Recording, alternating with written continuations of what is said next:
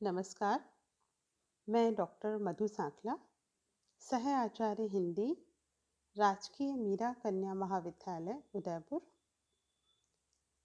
द्वितीय वर्ष कला के द्वितीय प्रश्न पत्र के अंतर्गत कथा भारती पुस्तक से संकलित कहानियों का हम अध्ययन कर रहे हैं। इसी श्रृंखला में आज हम आचार्य चतुरसेन शास्त्री द्वारा रचित कहानी दुखवा मैं कासे कहूँ मोरी सजनी का अध्ययन करेंगे।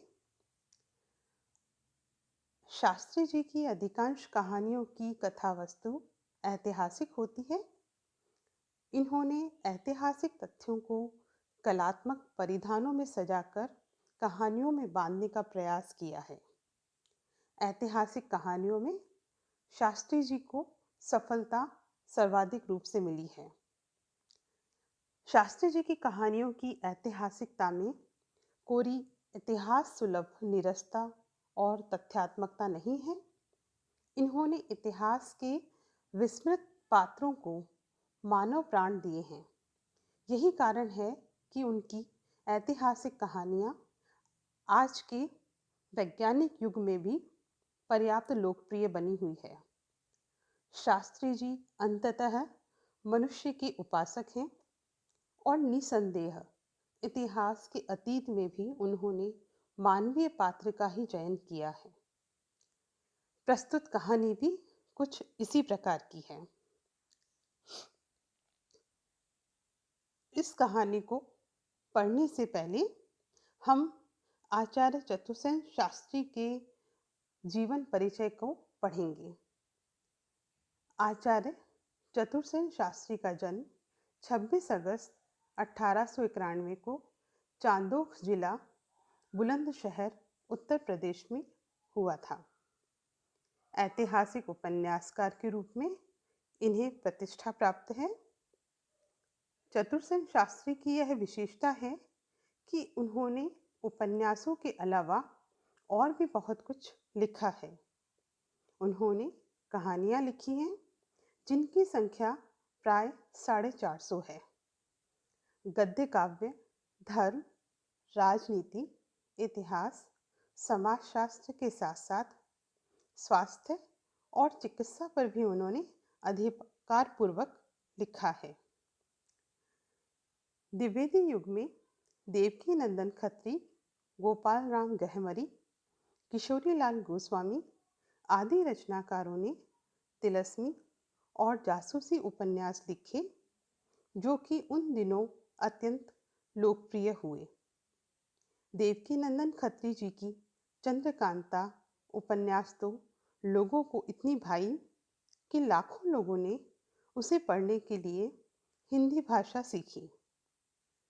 तिलस्मी और जासूसी उपन्यासों के लेखकों के अतिरिक्त प्रेमचंद, वृंदावन लाल वर्मा, आचार्य चतुरसेन शास्त्री, विशंबर नाथ कौशिक, चंद्रधर शर्मा गुलेरी, सुदर्शन, जयशंकर प्रसाद आदि द्विवेदी युग के साहित्यकार रहे।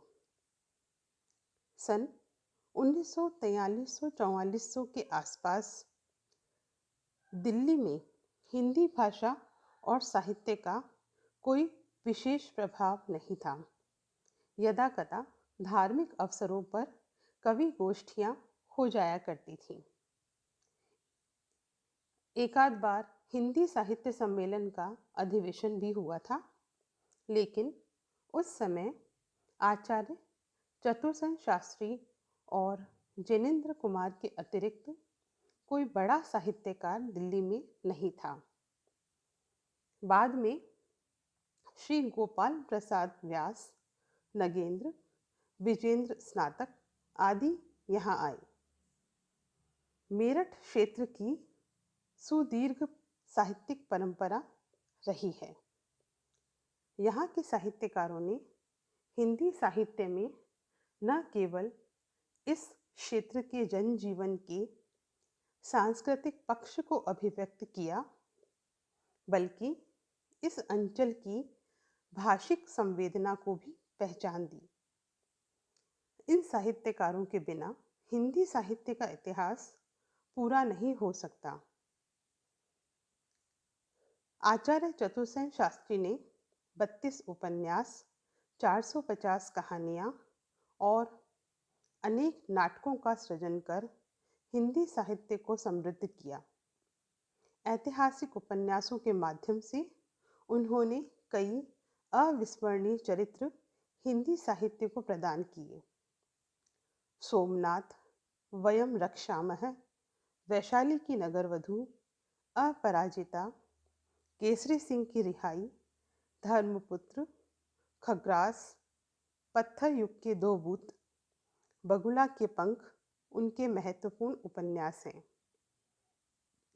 4 खंडों में लिखे गए सोना और खून के दूसरे भाग में 1857 की क्रांति के दौरान मेरठ अंचल में लोगों की शहादत का मार्मिक वर्णन किया गया है। गोली उपन्यास में राजस्थान के राजा महाराजाओं और दासियों के संबंधों को उकेरते हुए समकालीन समाज को रेखांकित किया गया है। अपनी समर्थ भाषा शैली के चलते शास्त्री जी ने अद्भुत लोकप्रियता हासिल की और वह जन साहित्यकार बने। जब हम शास्त्री जी की साहित्यिक कृतियों की बात करते हैं तो हृदय की परख आपका पहला उपन्यास है जो आपने अपने बंबई प्रवास के समय लिखा। यह उपन्यास एक सत्य घटना पर आधारित था और उस समय चर्चा में रहा। यह उपन्यास बंबई के उर्दू पत्र 20वीं सदी में धारावाहिक के रूप में इसका अनुवाद उर्दू में प्रकाशित होता रहा। इसके पश्चात 1921 में सत्याग्रह और असहयोग नामक पुस्तक गांधी पुस्तक हिंदी भंडार बंबई से प्रकाशित हुई थी। यह पुस्तक काफ़ी चर्चित रही। इस पुस्तक के भाव और भाषा पर मुग्ध होकर गणेश शंकर विद्यार्थी ने शास्त्री जी को जेल से पत्र लिखकर इस पुस्तक की प्रशंसा की थी। उन्होंने लिखा था, मैं इस पुस्तक को असहयोग और राजनीति की गीता मानता हूँ और उसका पाठ गीता की भांति करता हूँ। शास्त्री जी ने अनेक कहानियाँ, उपन्यास और नाटक लिखे। इसके अतिरिक्त गद्य में भी इतिहास, राजनीति, समाज, धर्म, स्वास्थ्य, चिकित्सा, संस्कृत शिक्षा, पाक शास्त्र इत्यादि विभिन्न विषयों पर लेखन किया। शास्त्री जी की कहानियाँ भी बहुत उत्कृष्ट कोटि की थीं। उनकी एक कहानी खूनी के प्रताप में प्रकाशित होने पर प्रताप के संपादक पंडित माखनलाल चतुर्वेदी ने लिखा था, खूनी को छापकर प्रताप निहाल हो गया। उनकी अन्य कहानियां हैं ना मालूम सी एक खता, दुखवा में कासे कहूँ मोरी सजनी और फंदा, जो अत्यधिक चर्चित रहीं। आपकी गद्य काव्य रचनाएं प्रताप में प्रकाशित होती रहीं, जिनमें चित्तौड़ के किले में, स्वदेश और अनूप शहर के घाट पर इत्यादि सम्मिलित हैं। अंत स्थल शास्त्री जी का प्रसिद्ध गद्य काव्य संग्रह है।